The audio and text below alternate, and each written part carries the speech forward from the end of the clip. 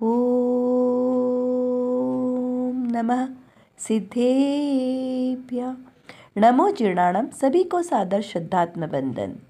भाद्रपद कृष्ण चतुर्दशी का आज पावन दिवस है, जो शाश्वत पर्व के रूप में भी माना गया है। इस चतुर्दशी के दिन विशेष रूप से संयम आदि में हमारा दिन व्यतीत होना चाहिए।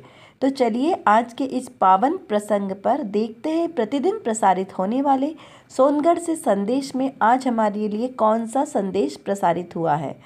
आज का यह संदेश भंजरी बहन के ज्ञान वैभव के आधार से लिया गया है, जिसमें उनके ज्ञान में जो श्रीमंदिर भगवान की दिव्य देशना आई, उसका स्वरूप कैसा था, इसका विवेचन किया गया है। चलिए पहले हम संदेश का पाठ करते हैं, जो उनके अनुभव के साथ ये दिव्य ध्वनि का स्वरूप लिखा है। श्री तीर्थंकर श्रीमंदिर प्रभु के शरीर में हीरो में चमक जैसी चमक हो रही थी, उसी प्रकार उस चमक जैसा परिणमन हो रहा था। श्री श्रीमंदिर प्रभु के गले में से आवाज़ छूटती ही थी। उस आवाज़ में एकाकारता थी। उस एकाकारता में समझा जा सके इस प्रकार के कुछ आकार पड़ते थे।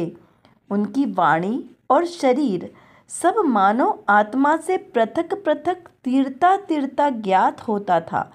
यहाँ पर दिव्य ध्वनि की जो महिमा है उसको बताते हुए कहा गया है कि तीर्थंकर श्रीमंदिर प्रभु की दिव्य देशना कैसी थी, जो उन्होंने साक्षात अनुभव की, उसका यहाँ पे वर्णन बताया है कि कैसे उनकी कांति हीरो की चमक के जैसी थी और उनकी वाणी जो रोम रोम से खिरती थी, उसका कैसा अनुभव था, ये यहाँ पर बताया गया है। श्री परमागम नियम सारजी ग्रंथ की तात्पर्यवर्ती टीका में भी केवली मुखार विनिर्गतो दिव्य ध्वनि है, ऐसा कहा गया है, जो कि स्पष्ट है कि अलंकारिक शैली प्रधान ये लेखन है, जिसे साहित्यिक ग्रंथों में शैली में मुख कमल जैसा प्रयोग किया गया है, बहुत प्रचलित है। कि जबकि वास्तविक रूप से अगर हम देखा जाए तो किसी भी व्यक्ति का जो कमल है, मुख कमल है, वो कमल के आकार के फूल के जैसा नहीं होता है, और ना ही उनके मुख में कमल पुष्प की तरह पंखुड़ियाँ देखी जाती है। तो यह एक मात्र अलंकारिक भाषा है, जबकि सैद्धांतिक रूप से मूल प्राकृत भाषा में निबद्ध जो त्रिलोय प्रणति ग्रंथ है एवं कषाय पाहुड़ सुत्तम जैसे जो आगमिक ग्रंथ है, इनमें स्पष्ट निर्देश दिया गया है कि तीर्थंकरों की दिव्य ध्वनि तालु, कंठ, ओष्ठ आदि अवयवों के परिस्पंदन रूप व्यापार से रहित होती है। यानी कि जब उनकी दिव्य ध्वनि खिरती है तो उसमें कंठ, तालु, ओहोट आदि का मूवमेंट नहीं होता है। और दिव्य ध्वनि के काल में तीर्थंकरों का मुख बंद ही रहता है।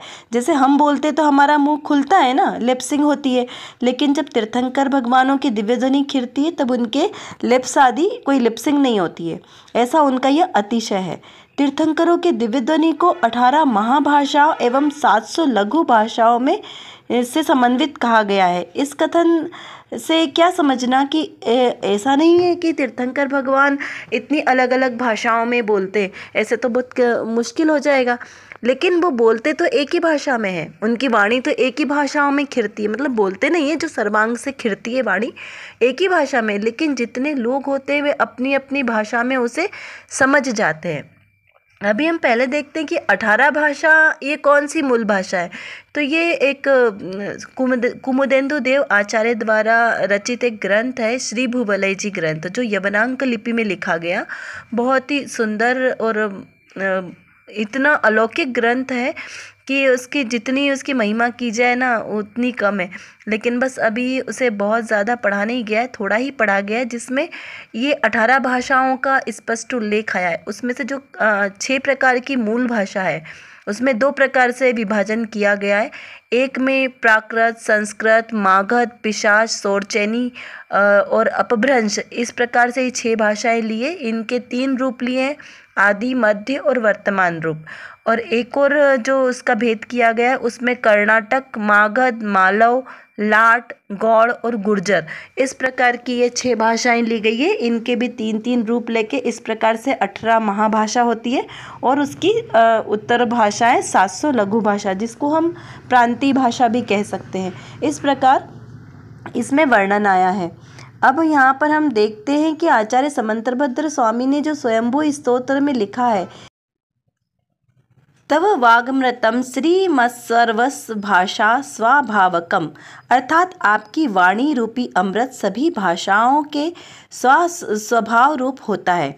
इस विषय में आचार्य वीरसेन स्वामी भी स्पष्ट करते हुए लिखते हैं कि 18 महाभाषाओं एवं 700 लघु भाषाओं से युक्त तिर्यंच मनुष्य एवं देवों की भाषाओं के रूप परिणत होने वाली तथा न्यूनता अधिकता से रहित मधुर मनोहर गंभीर एवं विशद ऐसी भाषा के अतिशय को प्राप्त श्री महावीर स्वामी तीर्थंकर अर्थ करता है।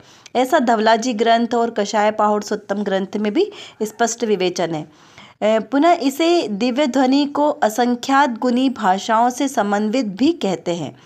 आगमकर्ता आचार्य गुंडर स्वामी लिखते हैं कि अनंतत्थम गंभ बीज पद घड़ियम शरीरा, अर्थात दिव्य ध्वनि अनंतार्थ गर्भित एवं बीज पदों से निर्मित स्वरूप वाली होती है। इस तथ्य का समर्थन व स्पष्टीकरण करते हुए आचार्य वीरसेन स्वामी फिर लिखते हैं कि संक्षिप्त शब्द रचना से समन्वित व अनंत अर्थों के ज्ञान के हेतु रूप अनेकों चिन्हों से सहित बीज पद कहलाता है, जो 18 महाभाषाओं एवं 700 कुभाषाओं या लघु भाषा के स्वरूप रूप में द्वादशांगात्मक अनेक बीज पदों के प्ररूपक के रूप में प्रस्तुत हुआ है, ऐसा अर्थकर्ता कहते हैं। यहाँ पर अगर हम देखें तो वैज्ञानिक एवं व्यवहारिक भी ऐसा है कि तीर्थंकर किसी एक भाषा में बोले, किंतु समसरण सभा में ऐसी अद्भुत व्यवस्था होती है कि वह एक भाषी संबोधन तत्काल ही सभी श्रोताओं की अपनी अपनी भाषाओं रूप में परिणित होकर उन्हें सुनाई पड़ता है। जैसे कि संयुक्त राष्ट्र संघ में 200 भाषाओं में जो वक्ता एक बोलता है, वो 200 भाषाओं में अलग अलग व्यक्ति अपने अपने रूम में उसको सुन सकते हैं, यानी ऐसा ट्रांसलेटर है जो तत्काल ही उसे अलग अलग भाषाओं में कन्वर्ट करता है। तो यहाँ पर भी ऐसे ही दिव्य समसरण की विभूति उनका ऐसा अतिशय है, इस प्रकार यहाँ पर समझना है। फिर जो दिव्य ध्वनि होती है उसे अक्षरात्मक भी कहा है और अनक्षरात्मक भी कहा है। तो ऐसा कैसे? तो क्योंकि अक्षरों के उच्चारण स्थान जो नियत होते हैं उन्हें ध्वनि या नाद स्वन, जैसे अंग्रेजी में फोनेटिक्स कहा जाता है, इसके रूप में होते हैं। संभवतः इसे जो ओमकार ध्वनि है या ओम नाद, इसमें कोई अक्षर नहीं है, इसे मेघ गर्जना नाद भी कहते हैं और इसी रूप से तीर्थंकर भगवान की दिव्य ध्वनि होती है। ऐसा महापुराण में भी इसका बहुत अच्छा उल्लेख आया हुआ है। फिर श्रोताओं को उनकी भाषाओं के रूप में अक्षरात्मक ही सुनाई देता है। जैसे दिव्य ध्वनि तो ओमकार में ही हुई, लेकिन हमारी भाषा अभी हिंदी है तो हमें वो हिंदी में समझ में आएगा, जिसकी भाषा इंग्लिश है उसे इंग्लिश में समझ में आएगा, कन्नड़ वाले को कन्नड़ में समझ में आएगा, और ध्वनि तो कैसी आ रही है? ओमकार में। तो इस प्रकार वो अक्षरात्मक रूप से सुनाई देती है, इस अपेक्षा से इसे अक्षरात्मक भी कहा गया है। और यही कारण है कि दिव्य ध्वनि को अक्षरात्मक और अनक्षरात्मक दोनों रूप से कहा गया है। श्री कषाय पाहुड़ सुत्तम जी में कहा गया है अक्षराक्षर पिया, यानी इसके मूलकर्ता जो स्वयं तीर्थंकर परमात्मा है, जो कि मनुष्य है।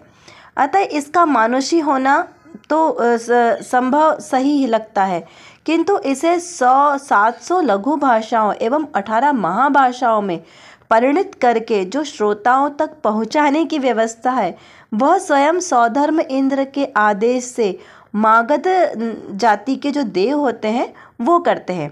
अतः वक्ता पक्ष का आधा श्रेय तो तीर्थंकरों का होता है, परंतु जो श्रोताओं को अपनी अपनी भाषाओं में कन्वर्ट करके जो उन तक पहुंचाने का जो श्रेय है वो मागध जाति के देवों का होता है। इसीलिए इसे दैवी भी कहा जाता है। और आपने तो इतना सुना ही होगा कि जो तीर्थंकर भगवान की दिव्य देशना होती है वो अर्धमागधी भाषा में खिरती है। तो ये अर्धमागधी भाषा क्या है? मागधी भाषा तो है, क्योंकि जो मागध जाति के जो देव होते हैं उनकी जो भाषा होती है उसे मागधी भाषा कहा है। ये भी हमारे जो प्राकृत के जो मूल है भेद, उसमें ये आती है, इसके भेद प्रभेद आते हैं प्राकृत भाषा के। उसमें एक मागधी, अर्धमागधी, सौरशैनी, ये सारे भेद प्राकृत भाषा के भेदों में आते हैं। तो उसमें ये जो मागध जाति के देव आते हैं, उनके द्वारा जो ये कही जाती है, आधे रूप में परिणित की जाती है, इसलिए इसे अर्धमागधी भाषा रूप भी कहा जाता है। अब दिव्य ध्वनि के अर्थकर्ता तीर्थंकर परमात्मा होते हैं तथा ग्रंथकर्ता गणधर देव होते हैं। देखिए, हमें स्पष्ट है कि जब तीर्थंकर भगवान की सभा में कोई गणधर नहीं थे तो उनकी अनुपस्थिति में दिव्य देशना नहीं खिरती है। क्यों? क्योंकि तीर्थंकर परमात्मा तो है अर्थकर्ता, लेकिन उसके ग्रंथकर्ता नहीं होंगे तो दिव्य देशना नहीं खिरती। इसीलिए परमात्मा कि तो केवल ज्ञान होते ही दिव्य ध्वनि की पात्रता प्रकट हो जाती है, किंतु ग्रंथकर्ता जो गंधर्व देव के बिना दिव्य ध्वनि का कोई मोल नहीं है, इसलिए दिव्य ध्वनि नहीं हो सकती, और इसीलिए गंधर्व देव के बिना दिव्य ध्वनि नहीं होती, ऐसा आगम के वचन है। अब दिव्य ध्वनि कितनी बार खिरती है? तो दिव्य ध्वनि पूर्वांध, मध्यांत और अपरांध, अर्धरात्रि काल, ऐसे 6-6 घड़ी अथवा 3-3 मुहूर्त काल पर्यंत समोसरण की सभा में जो गंधर्व देव की उपस्थिति होती है उसमें होती है। किंतु गंधर्व देव, इंद्र या चक्रवर्ती आदि के प्रश्न करने पर अकाल समय में भी जो दिव्य ध्वनि है वो हो सकती है। अब दिव्य ध्वनि के से जो 6-6 घड़ी बोला है ना, 6-6 घड़ी 4 बार खिरती है। अब कहीं कहीं लिखा रहता है कि 6-6 घड़ी 3 बार हो, कई बार लिखा रहता है कि यह 9 बार होती है। तो ये उस अपेक्षा से कि यदि कोई पात्र जीव आता है, जैसे चक्रवर्ती है या तीर्थ गंधर्व देव है, तब वो असमय भी खिरती है, उस अपेक्षा से यहाँ लेना। अभी आप सोच रहे होंगे कि घड़ी क्या है, तो घड़ी 24 मिनट की एक घड़ी होती है। कितनी? 24 मिनट्स की एक घड़ी। और इस प्रकार से आप लगा लेना कि 6-6 घड़ी हुआ तो उसको उसमें मल्टीप्लाई कर देना। तो इस प्रकार सुबह 6 बजे, दोपहर के 12 बजे और शाम के 6 बजे और रात्रि के 12 बजे, इस प्रकार ये 4 प्रकार के काल कहे गए हैं जो दिव्य ध्वनि खिरने के काल है। ये जो दिव्य ध्वनि है ये एकमात्र वीतरागी और केवल ज्ञानी के द्वारा ही खिरती है। अब जो तीर्थंकर होते हैं उनकी तो 12 सभा रूप समोसरण की रचना होती है, लेकिन जो सामान्य केवली होते हैं उनकी गंधकुटी होती है और उसमें भी दिव्य ध्वनि खिरती है। हाँ, उसमें इतनी दिव्यता नहीं होती है, लेकिन वहाँ पर भी इसी प्रकार दिव्य ध्वनि खिरती है, गंधर्व आदि की उपस्थिति में होती है। मुझे लगता है आपको अब ये जो सारांश में दिव्य ध्वनि का स्वरूप समझ में आ गया होगा। यदि कुछ और समझ में ना आए तो आप लिखकर पूछ सकते हैं। अभी चलिए हम देखते हैं आज की रत्नकणिका में कौन सी विशेष बात आई है। आज एक मांगलिक काव्य आया है जो श्री समयसार जी नाटक के मंगलाचरण के रूप में आया हुआ है। इसका पाठ करते हैं। वस्तु विचारत ध्यावते मन पावे विश्राम, रस स्वादत सुख उपजे अनुभव या को नाम। इसका अर्थ करते हैं, हम शॉर्ट में करेंगे। आत्म पदार्थ का विचार और ध्यान करने से चित्त को जो शांति मिलती है तथा आत्मिक रस का आस्वाद करने से जो आनंद मिलता है उसी को अनुभव कहते हैं। देखिए ये कितना सुंदर काव्य है। अब कहते हैं कि अनुभव क्या है। अरे भाई, अनुभव को हम कह के नहीं बता सकते, उसको हमने अनुभव करना पड़ता है। जैसे आपसे किसी ने कहा कि आपने मिठाई खाई, तो वो मिठाई कितनी मीठी थी बताओ हमें, कैसी लगी, है ना। तो उसको बता नहीं सकते। यदि आपको बोला आज आपने करेला खाया तो करेला कितना कड़वा था बताइए, तो हम बता सकते हैं क्या? नहीं, इसको हम बता नहीं सकते। जब हम खुद खाएंगे तब हमें पता चलेगा कि वो कैसा होता है। ऐसे ही जैसे मिठास का, कड़वे का, खट्टे मीठे जो स्वाद है, इसको हम शब्दों में नहीं कह सकते, उसको हमें अनुभव करना पड़ता है। बस उसी तरह ये जो अनुभव है, उस अनुभव को ही कहा गया है कि उसे आप शब्दों में नहीं बता सकते। आनंद, अब आनंद को आप कैसे बताओगे कि आनंद कैसा? आपने कहा आज मैं प्रसन्न हूँ, तो प्रसन्न हूँ तो कैसे प्रसन्न हूँ, कितनी प्रसन्न हो, कैसे प्रसन्न हो, तो ये कोई प्रश्न नहीं बनता। अब ये तो जिसे प्रसन्नता होगी उसी को पता चलता है कि क्या प्रसन्नता है। तो यहाँ पे कहा है कि वस्तु विचारत ध्यावते।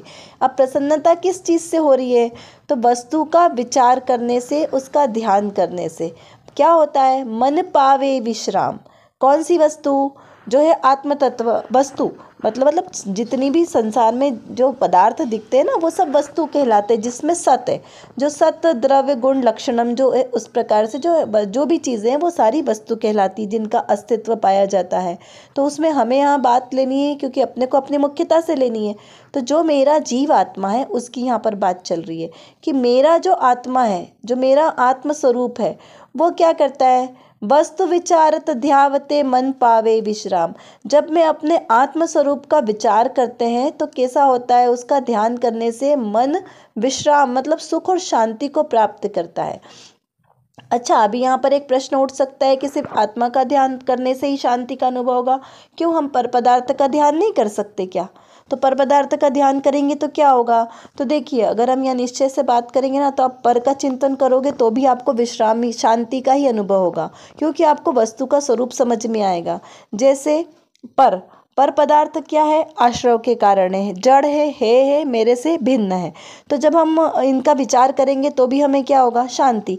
जैसे हमने अपने कोई धन आदि का विचार किया या हमारे चलो एग्जाम में नंबर ही कम आए, ठीक है, अगर हमने इस बात का विचार किया तो क्या होगा? हमको वस्तु का स्वरूप समझ में आया कि अरे ये तो सारे जड़ की क्रिया थी, मेरे आत्मद्रव्य से भिन्न है। ये नंबर मेरे कम आए या ज़्यादा आए, इससे मेरे ज्ञान में क्या बढ़ावा और क्या घटावा हो गया? मेरा ज्ञान तो परिपूर्ण ज्ञान है ना। मेरे ज्ञान की परीक्षा कौन ले सकता है? कौन मुझे कम या ज़्यादा नंबर देगा? कौन मुझे बताएगा कि अरे तुम्हें तो थोड़ा सा ही ज्ञान है, तुम्हें कुछ ज्ञान नहीं है, हमें ज़्यादा ज्ञान है? नहीं, क्योंकि मुझे खुद पता है ना कि मेरा आत्मा सर्वव्यापी ज्ञान से परिपूर्ण भरा हुआ है। जितना केवल ज्ञानी के पास ज्ञान है, उतना ही द्रव्य स्वभाव से मेरे पास भी ज्ञान भरा हुआ है। बस उनका प्रकट है और मेरा अप्रगट है, इतना ही तो डिफरेंस है। तो मेरा ज्ञान कोई और जज करे, ये सामर्थ्य किसी और में नहीं है। तो जब हमें ये वस्तु स्वरूप का विचार आया तो हमें दुख होगा क्या कि हमारे नंबर कम आए? नहीं होगा। ऐसे ही यदि किसी ने हमें अपशब्द बोले और हमने उसका विचार किया कि अरे ये द्रव्य है, इसका तो कार्य ही ऐसा है, और मेरा कार्य तो सिर्फ जानना और देखना मात्र है। मेरा जो ये आत्मस्वरूप है ये किसी को दिखाई देता नहीं, मेरा आत्मस्वरूप किसी को बोल सकता नहीं, मेरे आत्मस्वरूप को कोई छू नहीं सकता, मेरे को कोई किसी के शब्द वर्गणा स्पर्श ही नहीं करती। तो मुझे दुख होगा क्या? नहीं होगा, बिल्कुल नहीं होगा, क्योंकि हमको वस्तु का स्वरूप समझ में आ गया है। तो वैसे ही लेना, ये शरीर को ले लीजिए। अभी शरीर में रोग आदि हुए तो मुझे फर्क पड़ रहा है क्या? नहीं, क्योंकि हमने क्या विचार किया कि ये शरीर जो है ये रोगों का घर है। इसमें तो शरीर के एक एक अंगुल में 96 रोग है। कितने? 96। तो आज कोई सा उदय में आएगा, कल कोई सा दूसरा उदय में आ जाएगा। तो उससे मुझे क्या फ़र्क पड़ रहा है? शरीर में आ रहा है ना। तो ये रोगों का घर है, इसमें रोग उदय में भी आएंगे, ठीक भी होंगे, जो भी होगा। तो ये पूर्ण गलन स्वभाव वाला ये जो शरीर है यह मेरा नहीं है। ये मुझे वस्तु का समीचीन ज्ञान हुआ तो क्या हुआ? मन को शांति हुई। अब शरीर में रोग आए, दुख हो, दर्द हो, उससे मुझे कोई मतलब नहीं। कोई इसे मारे, काटे, जला दे, जिसकी मर्जी आए जो करे इस शरीर को, मुझे इससे कोई फर्क नहीं पड़ता। क्यों? क्योंकि मेरा आत्मा तो इस शरीर से अलग है ना, एकदम अलग, निर्लिप्त है। तो मुझे इससे क्या लेना देना? इसकी शरीर को जो दुख हो रहा है उसके दुख में यदि मैं अपने आत्मा को दुखी करूं तो इससे तो मेरा नुकसान हो जाएगा ना। वो बोलते ना, कोयले की दलाली में हाथ काले करना। किसी और के चक्कर में हम अपना क्यों उपयोग खराब करें? तो जब हमें ऐसा विचार आएगा तो कैसा होगा? मन में शांति का अनुभव होगा। ठीक है ना? क्लियर है ना इतना कि मन पावे विश्राम, वस्तु विचारत ध्यावते मन पावे विश्राम। फिर क्या लिखा? रस स्वादत सुख उपजे अनुभव या को नाम। अब रस स्वादत कैसे? वो जो आत्मा का सुख है, आत्मा का रस है, जब उसका हमने आस्वादन किया तो क्या होगा? सुख उत्पन्न होगा। कौन सा सुख? वो आत्मिक सुख, आत्मिक आनंद। जो मेरा चैतन्य स्वरूपी आत्मा है उसके जो आत्म स्वरूप का जो हमने आनंद आया, उसको जो अनुभव किया, वो अनुभूति है, आत्मानुभूति, उसका नाम है अनुभव। इस प्रकार यहाँ पर इसका अर्थ होता है। तो चलिए, ये बहुत ही सुंदर ये पूरा ग्रंथ है जो लिखा है पंडित बनारसी दास जी ने, बहुत सुंदर काव्य संरचना के साथ लिखा है। अवश्य इसका पूरा पाठन जरूर करना, ये बहुत ही सुंदर ग्रंथ है। तो चलिए इसी प्रकार हम अपने आत्मचिंतन को बढ़ाते रहें। देखिए हमारे कितना पुण्य का उदय है कि हमें साक्षात दिव्य ध्वनि का सार हमारे सामने उपलब्ध है। हमारे जो इतने ऋषि मुनि विद्वान पंडित इन सब के द्वारा उस वाणी को और सरल कर करके हमारे समक्ष प्रस्तुत किया गया है। अगर अब भी हम अपने स्वरूप का चिंतन नहीं करें, अपनी आत्मा का अनुभव नहीं करें, तो हमारे से ज़्यादा अभागा और कौन हो सकता है। तो हमें अपना ये मनुष्य जीवन का प्रतिपल सजगता पूर्वक इसका हमें संभाल कर रखना चाहिए। प्रतिपल अपना जो उपयोग है वो पर द्रव्यों में ना लगे, अपनी आत्मा में लगे, अपनी आत्मानुभूति में हम ज़्यादा से ज़्यादा समय लगाएं। प्रति समय भेद ज्ञान करते रहें कि कैसे मुनियों ने अपना जीवन इस और लगाया और अपनी आत्म साधना के द्वारा मोक्ष पद को प्राप्त किया। तो हम भी वैसे ही अपनी आत्म साधना को बढ़ाएं, दृढ़ता को मजबूत रखें और बारंबार भेद ज्ञान करते रहें कि कौन सा स्वद्रव्य है, कौन सा परद्रव्य है, वस्तु का स्वरूप क्या है और वस्तु का स्वरूप जानकर मुझे शांति कहाँ प्राप्त होगी। ऐसे जहाँ शांति प्राप्त होने वाला स्थान है मेरा आत्मा, वह कैसा है उसका अनुभव हम करें, उसका चिंतन मनन करें और हम अपने इस मनुष्य जन्म को सार्थक करें। इसी भावना के साथ आज हमारी इस कक्षा का समय भी पूर्ण हो रहा है। कल हम फिर से एक और नए विषय को लेकर आपके सामने आएंगे और नई चर्चा का लाभ लेंगे। तब तक के लिए आप सभी को सादर जय जिनेंद्र।